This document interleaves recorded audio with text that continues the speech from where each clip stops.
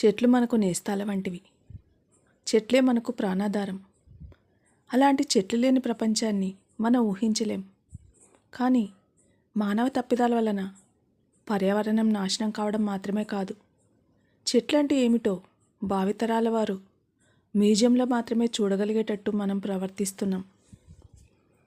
Covid సమయంలో మన దేశంలో ఆక్సిజన్ కొరతతో చాలామంది ప్రాణాలు కోల్పోయారు. కొన్ని వేల రూపాయలు ఖర్చు పెట్టి ఆప్తులను బ్రతికించుకుందామని అనుకున్నా కూడా ఆక్సిజన్ లేకపోవడంతో తమ వారి ప్రాణాలు నిలబెట్టుకోలేకపోయారు.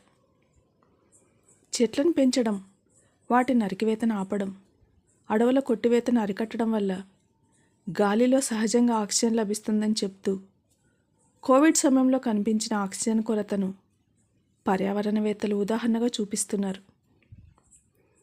పర్యావరణ పరిరక్షణ ఆవశ్యకతను ప్రజలు ఇప్పటికైనా గ్రహించకపోతే ఆక్సిజన్ కొరత, వాయు కాలుష్యం భవిష్యత్తులో ఒక సాధారణ సమస్యగా మారిపోయే ప్రమాదంగా ఉందని వారు హెచ్చరిస్తున్నారు. చెట్లను ఇష్టానుసారం నాశనం చేస్తున్న తీరును చూస్తుంటే భవిష్యత్తులో ఊపిరి తీసుకోవడానికి ఆక్సిజన్ను కొనుక్కోవాల్సిన పరిస్థితి ఏర్పడవచ్చని పర్యావరణవేత్తలు హెచ్చరిస్తున్నారు. అలా ఆక్సిజన్ కొనుక్కోవాల్సిన పరిస్థితి 2070 సంవత్సరంలో వచ్చినప్పుడు ఏం జరిగింది? 45 సంవత్సరాల తర్వాత భూమి ఎలా ఉండబోతోంది? చెట్లు లేకపోవడం వలన ముందు తరాల వారు ఇలాంటి విపత్తుని ఎదుర్కోబోతున్నారు.